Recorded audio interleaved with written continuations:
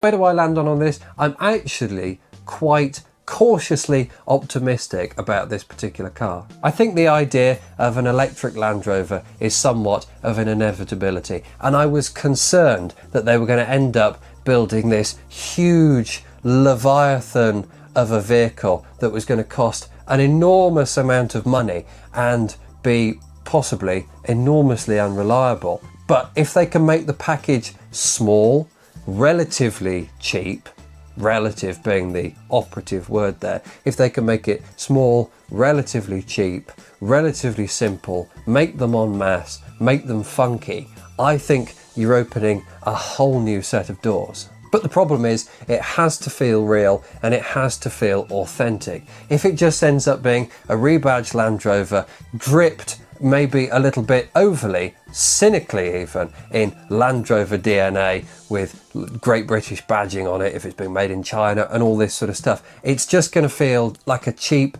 marketing exercise, and ultimately a cynical, cheap marketing exercise. Hopefully this doesn't happen, but it's always a risk, because if Land Rover is going to enter a whole new market and bring in a whole load of new people into that market, then they've got to get it right. They have to make sure that this car is right, because a few bad experiences, if this gets tarnished as a bit of a slap-up job, then I think they are going to be recovering from that for years. And it may even put a larger electric Defender properly on the back burner.